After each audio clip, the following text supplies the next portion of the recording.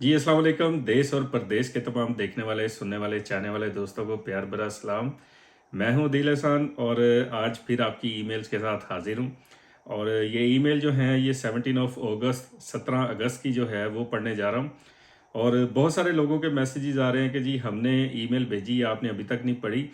और उन सबको मैं ये बताना चाहता हूँ कि अगर ये आज भी मैं 17 अगस्त की पढ़ रहा हूँ तो इसका ये मतलब नहीं है कि 17 अगस्त की सारी ही मैंने पढ़ दी हैं, क्योंकि ये एक ही दिन में तकरीबन कोई 60-70 ईमेल जो थी ये एक दिन में रिसीव हुई हैं। तो इसलिए आप थोड़ा सा पेशेंस रखिए। और स्पेशली वो लोग जो अभी यूरोप नहीं आए, तो अगर आप यूरोप में आते हैं तो ये याद रखिए कि यहाँ पर आकर हर मामले में बहुत ज़्यादा पेशेंस जो है वो आपको दिखाना पड़ता है। और हमने भी पेशेंस जो है यहाँ से ही आके समझ ले सीखा। तो ये जो होता है ना कि मैंने आपको ईमेल भेजी, आपने अभी तक जवाब नहीं दिया, आपने अभी तक जवाब नहीं दिया, तो जैसे ही आपकी ईमेल सामने आएगी मैं पढ़ दूंगा। मेरे लिए मैं किसी को भी इनमें से पर्सनली नहीं जानता, तो आप प्लीज़ हौसला रखिए। और कुछ दोस्त जिन्होंने अगर किसी डिफरेंट ईमेल पे ईमेल भेजी है तो उनसे मैं माजरत करता हूँ। मैं सबको ये कह रहा हूँ कि आप वेबसाइट पर जाएं desh-aur-pardesh.com पर, और वहाँ पर कॉन्टैक्ट अस में जाएं तो वहाँ पे जाके मुझे मैसेज करें। तो ये वो वाली ईमेल जो हैं वो मैं पढ़ रहा हूँ। तो सबसे पहली जो ईमेल है जी ये है जी अली खान साहब की। ये लिख रहे हैं, sir I have an job offer letter of Portuguese company in Lisbon, get it from a legal advisor in Pakistan. Is that real or fake, and can I trust on that and further proceed it? तो शान खान साहब, अब मैं क्या बता सकता हूँ sir, जिस लीगल एडवाइज़र से आप मिल रहे हैं और आपके पास कोई जॉब ऑफर लेटर है, मैं तो कुछ नहीं बता सकता आपको। बेहतर ये आप हमारा ग्रुप जो है फेसबुक पे पाकिस्तानीज़ इन पुर्तगाल, वो ज्वाइन कर लें और वहाँ पे पोस्ट लिख दें अगर कोई आपको मज़ीद इस बारे में कोई इन्फॉर्मेशन चाहिए। अब आप किससे मिल रहे हैं, क्या आपके मामला आते हैं उसके साथ, तो मैं तो सर इसमें आपको क्या बता सकता हूँ। तो ये थी जी अली खान साहब की ईमेल। इसके बाद अगली जो ईमेल है ये है जी नियाज साहब। अस्सलाम वालेकुम दिल भाई, काइंडली हेल्थ सिस्टम के हवाले से कम्प्लीटली वीडियो बनाइए। मुझे जोड़ों और बोन्स में बहुत तकलीफ़ है। एसएनएस भी बना लिया, इमरजेंसी में अपॉइंटमेंट दी, 4 आवर वेट के बाद कहा कि आपको स्पेशलिस्ट देखेगा। उसके लिए वापस अपने एरिया के सेंटर साउथ में जाकर फैमिली डॉक्टर अप्लाई करा, और सेंटर साउथ वाले मना करते हैं कि स्पेस नहीं है। अब क्या किया जाए, कैसे होगा, बहुत ज़्यादा कन्फ्यूजन है, इस पर रहनुमाई करें। और प्राइवेट हॉस्पिटल के हवाले से भी मुझ समेत काफ़ी लोग परेशान हैं, थैंक यू। अच्छा नियाज साहब, थोड़ा सा ये जो अभी पेशेंस की बात कर रहा था, तो देखें हम इतना अरसा हो गया अब यहाँ पे यूरोप में, जैसे मैं पेशेंस की बात कर रहा हूँ तो ये हॉस्पिटल मामले में भी हमको जो है वो पेशेंस का जो है वो सहारा लेना पड़ता है। उसकी वजह ये है कि यहाँ का जो सिस्टम है, आप जब गए हैं आपने 4 आवर वेट किया है, तो आपका जो मर्ज़ है, जैसे जोड़ों का दर्द है और हड्डियों का जो आपने इशू लिखा है, तो इसमें खुदा ना खास्ता, अल्लाह ना करे, अल्लाह ना करे, अल्लाह ना करे, किसी की जान नहीं जा सकती। तो हॉस्पिटल में जो है जब आप जाते हैं तो जाते ही आपका जनाब वो ब्लड प्रेशर चेक करते हैं, आपका टेम्परेचर चेक करते हैं, आपकी हार्ट बीट चेक करते हैं, और इसके अलावा आपसे 2-4 सवाल करके उन्हें ये पता चल जाता है कि इस मरीज़ की जान को ख़तरा है या नहीं। और जिनकी जान को ख़तरा नहीं होता वो फिर लंबे वेट पे चले जाते हैं। जैसे आप बता रहे हैं कि आपको 4 घंटे इंतज़ार करना पड़ा है, तो ये इससे ज़्यादा भी मुमकिन है। 4 की बजाय 8 घंटे भी लग जाते हैं, 12 घंटे भी लग जाते हैं। और आपके बाजू पे जो है वो पेपर का एक टैग या स्टिकर लगा दिया जाता है कि आप जो है आप का केस जो है बीमारी का ये किस नवैयत का है। आपको फौरी तौर पे ट्रीटमेंट चाहिए तो वो ऑरेंज भी लगा सकते हैं, रेड भी लगा सकते हैं, या फिर ग्रीन। अगर ग्रीन लगा दिया तो इसका मतलब ये है कि सब अमन शांति है और आपको फौरी तौर पे किसी किस्म की ट्रीटमेंट की ज़रूरत नहीं है। आप दूसरे मरीज़ों की निस्बत इंतज़ार कर सकते हैं। आप खुद समझ सकते हैं कि एक बच्चा, फ़र्ज़ करें अल्लाह ना करे किसी के साथ ऐसा मसला हो, लेकिन हॉस्पिटल में ये चीज़ें नॉर्मल हैं। अगर खुदा न खास्ता किसी का सर फटा हुआ है और उसके सर से खून निकल रहा है, तो अगर वो इमरजेंसी में आएगा तो ऑफ कोर्स उसको सबसे पहले ट्रीट किया जाएगा कि उसकी ब्लीडिंग हो रही है। इसी तरह वहाँ पे एक्सीडेंट वाले मामला भी आते हैं और भी इससे मिलते जुलते।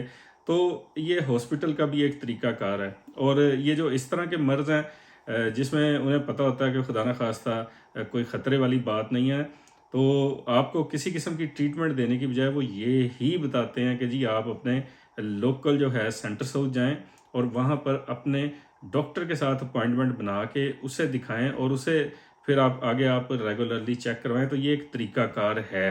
तो ये सारा इतनी डिटेल में बताने का मकसद ये था कि वो तमाम लोग जो ऐसी सिचुएशन में हों, आप प्लीज़ ये मत समझें कि आपके साथ कोई ऐसा सलूक हो रहा है। तो हॉस्पिटल में पूरे यूरोप में यही हाल है, ये चाहे यूके हो, चाहे फ्रांस हो, चाहे पुर्तगाल, ये तीनों कंट्रीज़ में तो मैं ख़ुद जाके ये सारे मामलात देख चुका हूँ। तो ये सारे यूरोप में ऐसे ही होता है। बाकी ये जो दूसरा आप कह रहे हैं, तो देखें उसमें प्राइवेट हॉस्पिटल के हवाले से आप एक हेल्थ इंश्योरेंस बिल्कुल करवा सकते हैं और आप अपनी अपॉइंटमेंट बना सकते हैं। तो किसी भी बैंक में जहाँ पे आपका अकाउंट है तो उनसे आप क्या कि हेल्थ इंश्योरेंस बनवा लें, तो ये 30-35 यूरो में आपकी हेल्थ इंश्योरेंस भी हो सकती है। तो आप प्राइवेट जो है वो भी दिखा सकते हैं अगर आप सरकारी जो इलाज है उससे सेटिस्फाइड नहीं है। और आगे हैं जी हामिद साहब, ये लिख रहे हैं, अस्सलाम अदील भाई, I have applied for the nomad visa and reached out to the Portugal embassy via email to schedule a visa appointment. However, I haven't received a response despite more than 10 days having passed. I am unsure about the next steps. Should I send a follow-up email or continue to wait? If waiting is recommended, could you please provide some guidance on a reasonable time frame to wait? Thank you for your assistance. तो आपने अच्छी email की है, आपको अंदाज़ा है। तो जिस पेशेंस की बात हो रही थी तो ये उससे मिलता जुलता समझने आपका भी सवाल है। तो सर अनफॉर्चुनेटली ये इतने ज़्यादा एक्टिव नहीं है इस मामले में कि आपको फौरी तौर पे जो है ये रिस्पॉन्स करें। और मैं अपना ये जो लोगों का अभी देख रहा हूँ आजकल जो सूरत हाल है, तो 2 से 4 वीक तो कम से कम आप इंतज़ार करें। और अगर कोई आपको जवाब ना आए तो अपनी भेजी हुई ईमेल के रिप्लाई में उन्हें कहें कि जी मैं अभी तक आपकी ईमेल का इंतज़ार कर रहा हूँ। और इसका सर यही हल है। अदरवाइज़ दूसरा हल जो है वो माफिया है। तो मैं तो कभी नहीं किसी को रिकमेंड करता कि आप पैसे दे दिला के अपॉइंटमेंट लें, लेकिन अनफॉर्चुनेटली मार्केट में ये सारे काम चल रहे हैं। उसके बाद है जी अब्दुल रहीम साहब, ये लिख रहे हैं, I want to know about job seeker visa and visit visa for Portugal. I want to work business there, please give me the detail information, thank you. Sir इसकी डिटेल जो है जॉब सीकर वीज़ा पर भी video मौजूद है, देश और प्रदेश YouTube page पर। विज़िट वीज़ा पर भी ये वीडियो मौजूद है विज़िट वीज़ा की इन्फॉर्मेशन के बारे में। और अगर आप पुर्तगाल की बात करें तो ये वीज़ाज़ वगैरह के मामले में मैं कभी भी पुर्तगीज़ी एम्बेसी रिकमेंड नहीं करता, स्पेशली पाकिस्तान से। वहाँ पे मैंने देखा है अच्छे भले लोग जो हैं वो रिफ्यूज़ल लेटर लेके आ जाते हैं, चाहे वो स्टूडेंट हैं चाहे वो विज़िटर हैं। तो पता नहीं क्या मसला है, अब ये वो बेहतर जानते होंगे। जॉब सीकर वीज़ा वो भी मैंने देखा है कि कई दूसरे ममालिक से भी लोग वीज़ा लेके आ रहे हैं। और पाकिस्तान में जो है ये अनफॉर्चुनेटली जनवरी 2024 तक जो है अपॉइंटमेंट्स फुली बुकड हैं। तो रहीम साहब आप जॉब सीकर पर एक मैंने डिटेल्ड वीडियो बनाई हुई है कि ये सारा आपने प्रोसेस कैसा करना है। तो आप जॉब सीकर लिख के मेरे चैनल पे आप सर्च कर सकते हैं। तो इसके बाद अगली ईमेल जो है जी नवाब लगारी साहब, और ये लिख रहे हैं जी, हेलो दिस इज़ नवाब लगारी from Islamabad Pakistan. I came across your channel Desh or Pradesh on YouTube, found your videos really helpful. Keep up the good work. I have a couple of questions to ask, would appreciate if you answer these all. I am 58 years old and I am planning to apply for either D2 or D7. Which one do you think is better? I would not like to work there, but I can invest money in property. I have some questions regarding that. Can you please let me know what are the rates of buying and renting a property there? For example, 1+1 and 2+1 apartments in Lisbon. Neither in low category nor in elite. Somewhere in the middle would be really helpful if you can provide a rough picture of what the monthly expenses would be for one person aged 58. including groceries and bills, electricity, gas, and water. I also have a question about the Golden Visa program. After the investment, what are the benefits one get from it, and what is the return or profit you get by investment you make? Is it monthly or yearly? Need some guidance from you, would be really helpful. If you answer the questions above, thank you in advance. Good day. तो नवाब साहब, आपने माशाल्लाह काफ़ी ज़्यादा सवाल पूछे हैं और आप D2 और D7 वीज़ा से शुरू हुए हैं और गोल्डन वीज़ा की इन्वेस्टमेंट पे ख़त्म हुए हैं और दरमियान में आपने अपार्टमेंट्स वगैरह का भी पूछा है और सिंगल जो है, तो ये तो एक पूरी वीडियो जो है इस पे बने वो भी काफ़ी नहीं रहेगी। लेकिन अनफॉर्चुनेटली, जैसे मैं हमेशा कहता हूँ कि कुछ वीडियो जो हैं वो हमने ऑलरेडी जो बनाई हुई हैं, तो वो आप देखें कि एक्सपेंसेस कितने होंगे अगर आप फैमिली के साथ आते हैं या अगर आप अकेले हों। तो ये रफली जो है शेयरिंग में अगर आप रहते हैं, इस पर मैं वीडियो बना चुका हूँ पहले। तकरीबन कोई 400-500 यूरो एक अकेले आदमी का ख़र्चा है यहाँ पे पुर्तगाल में। और दूसरा मैं आपसे लाजमी कहूँगा कि आप प्लीज़ वो वीडियोस वगैरह देख लें जो भी यूट्यूब पे अवेलेबल हैं। इसके अलावा ये जो D2 और D7 की बात की है, तो देखें 58 ईयर्स ओल्ड हैं आप, तो D2 अगर तो आप कोई बिज़नेस कर रहे हैं ऑलरेडी, फिर तो आप प्लान दे सकते हैं कोई अच्छा। तो अदरवाइज़ आपके लिए ज़्यादा बेहतर ये है कि D7। अगर आपकी उम्र जो है ये 60 प्लस होती, फिर तो मैं 100% आपको D7 वीज़ा रिकमेंड करता। लेकिन आप इस उम्र में भी 58 में भी आप अप्लाई कर सकते हैं, क्योंकि मेनली मैं हमेशा ये कहता हूँ कि ये जो D7 वीज़ा, ये पेंशनर जो हैं, ये जो रिटायरी हैं, और स्पेशली पाकिस्तान से मैंने देखा कि लोगों को इस मामले में ये लाजमी प्रॉब्लम आती है। अगर आपकी एज छोटी है तो ये इतनी आसानी से पाकिस्तान से वीज़ा नहीं दिया जाता, हालांकि एज का कोई लाजमी नहीं है। मेन तो इन्होंने यही बताया था कि आपके पास पैसिव इनकम होनी चाहिए। दूसरा, जो आप प्रॉपर्टीज़ की सर बात कर रहे हैं, जैसे आपने कहा लिस्बन या लीड्स या ये सारे मामला, तो प्रॉपर्टी देखें, मैं तो सबको ये रिकमेंड करता हूँ कि आप लिस्बन को छोड़ दें, आप ओदीवेलश को छोड़ दें, अमादोरा को छोड़ दें, ये शहर हैं पुर्तगाल के। तो इसके अलावा लिस्बन से कोई देख लें आप, 25-30 किलोमीटर के रेडियस से बाहर निकल जाएं आप, तो जैसे स्तूबल है, जैसे मुंतीजो है, और इसके अलावा ब्रेरो भी हो सकता है, पालमेला हो सकता है, क्रोयूश हो सकता है। तो इन जगहों पे अगर आप देखें तो जो प्राइसेस हैं लिस्बन की निस्बत ठीक ठाक फ़र्क है, और बल्कि ये कहना चाहिए कि आधे से ज़्यादा भी फ़र्क बन जाता है जूजू आप लिस्बन से जो है वो बाहर निकलते जाएंगे। और एवरेज जो ऑन एवरेज प्राइस तकरीबन ये जो 2 बेडरूम का या 3 बेडरूम का घर है, ये 1 लाख से लेके 1.25 लाख तक आपको यूरो, 1 से 1.25 लाख यूरो में अच्छा घर मिल जाता है, जो 2 बेडरूम का भी हो सकता है, 3 बेडरूम का भी हो सकता है, और बड़ा बेहतरीन अपार्टमेंट एक बिल्डिंग में आपको मिल सकता है। और आपका जो आखिरी एक और सवाल था गोल्डन वीज़ा के हवाले से, गोल्डन वीज़ा जो है ये पार्लियामेंट से अप्रूव हो चुका है कि ये बंद कर दिया जाए, लेकिन अब तक इस पे प्रेसिडेंट ने साइन नहीं किए। यानी ये बिल जो है ये पार्लियामेंट ने तो बिल्कुल अप्रूव कर दिया, लेकिन आखिरी जो है अभी वो प्रेसिडेंट के साइन रहते हैं। जब उसके भी हो गए तो ये मुकम्मल तौर पे बंद हो जाएगा। लेकिन ये जो प्रॉपर्टी की इन्वेस्टमेंट है, और प्रॉपर्टी में आप जो इन्वेस्ट करते हैं, जो आपने पूछा था कि रेंटल इनकम, तो ये जो 1.25 लाख वाला घर है, इस पे कम से कम जो है आजकल ये 700 से 800 यूरो, ये कम से कम बता रहा हूँ आपको, तकरीबन रेंट जो है ये मिल जाता है। और आपके अपने जो यूटिलिटी बिल्स वगैरह आपने जो बात की थी, ये तकरीबन ये हर इंसान पे डिपेंड करता है कि वो किस तरह की उसकी फैमिली है, लाइफस्टाइल क्या है, और तकरीबन ये 100 से 150 यूरो कम से कम, ये भी कहूँगा ज़्यादा नहीं, कम से कम, तो ये इतना खर्च आ सकता है। तो मुझे उम्मीद है मैंने कोशिश की है थोड़ी बहुत आपको बिल्कुल समझ लें मुख्तसर सा करके आपको जितना मैं बता सकता था, तो ये मैंने बता दिया। अगर आपका कोई सवाल हो तो आप मुझे जब ये मैं वीडियो आप देखेंगे तो उसके नीचे भी आप कमेंट कर दें, अपने नाम के साथ करेंगे तो मुझे आसानी रहेगी आपको फिर जवाब देने में। नुमान साहब की ईमेल है जी, ये लिख रहे हैं, अस्सलाम वालेकुम brother, hope you are doing well. I am living in Malta on work permit, so I would like to know that can I get Portugal immigration while working in Malta? If yes, then what is the procedure? आपका जवाब जो है it is not yes, it is no, because you can't do both process same time. आपको अगर पुर्तगाल में residence card लेना है या कोई भी इमिग्रेशन का प्रोसेस करना है तो by law you must have to live and work in Portugal.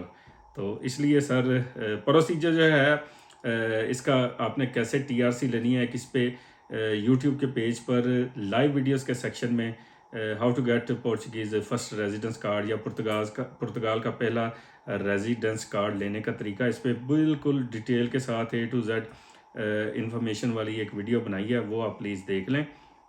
इसके बाद हैं जी अली साहब, और अली साहब लिखते हैं अस्सलाम वालेकुम अदील भाई, I hope you are fine, I need your kind suggestion, I receive 2 appointments according to your knowledge and experience, which option is better for me in terms of long term benefit.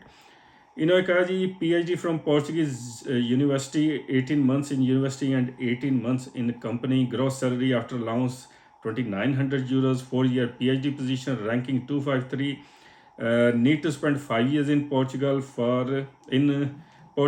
PR passport, already in Europe, so just need to travel to Portugal and start a project in October।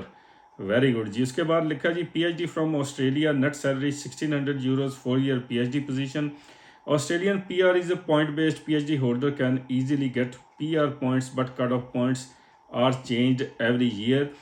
University ranking 90th. I can earn some more money in the form of TA-ship, part-time jobs, already applied for the visa and still waiting and don't know when it will be granted. I saw some students get their visa in 2 months and some students still waiting from 1.5 years. According to your knowledge and experience, which country is better for me to live in long term? Note, my wife is already in Europe and she will start her masters from Italy in September. Thank you so much for your time and kind suggestion. Thank you. तो अली साहब, एक तो जनाब मेरे लिए ये बड़े फ़ख्र की मैं समझता हूँ, बड़े एजाज़ की बात है कि आप जैसे लोग जो माशाल्लाह इतने पढ़े लिखे हैं वो मेरी वीडियोस भी देख रहे हैं, मुझे फॉलो भी कर रहे हैं और मुझे अप्रिशिएट भी कर रहे हैं। तो सबसे पहले तो मैं आपका जनाब शुक्रगुजार हूँ, थैंक यू सो मच कि आपने मुझे इस काबिल समझा कि आप मुझसे सवाल पूछ रहे हैं इस तरह का। देखें, मैं तो सर आपको ये जो दोनों आपने सिचुएशंस बताई हैं ना, तो मैं तो आपको 100% पुर्तगाल रिकमेंड करूँगा। उसकी वजह ये है कि आपकी जो ग्रॉस सैलरी है वो भी आफ्टर अलाउंस, तो ये 2900 यूरोज़ है, which is very very good money in Portugal. और दूसरा जो आपने लिखा है कि जी need to spend 5 years in Portugal for PR and passport, this is the best about Portugal that you could get your nationality after completing 5 years with residence card in Portugal. That's only possible in Portugal. और ये जो Australia का आपने लिखा है, आप खुद ही उसके कुछ बता रहे हैं नेगेटिव पॉइंट्स के जी वीज़े का कोई आपको ये नहीं पता कितना टाइम लगे, और ये जो आपने नेट सैलरी लिखी है ये भी 1600 यूरोज़ लिख रहे हैं। और मैं तो सर रैंकिंग देखें, रैंकिंग वाला जो मामला है मैं तो सर इस पे बिल्कुल नहीं जाऊंगा। उसकी वजह ये है कि जब आपके हाथ में पुर्तगाल का पासपोर्ट होगा आफ्टर 5 years, तो उसके बाद देखें, एक तो ये 5 सालों में आप माशाल्लाह ये अगर 2900 यूरो स्टार्टिंग से स्टार्ट कर रहे हैं तो 5 साल के बाद आपके पास कुछ ना कुछ लाजमी सेविंग होगी। और पुर्तगाल के जो एक्सपेंसेस हैं और ऑस्ट्रेलिया के एक्सपेंसेस हैं सर, इसमें ज़मीन आसमान का फ़र्क होगा, ये भी मैं आपको दावे से कह सकता हूँ। और दूसरा ये जो आप कह रहे हैं कि जी हर साल चेंज होता है, तो सर सारे नेगेटिव तो आपने खुद लिख के दे दिए हैं।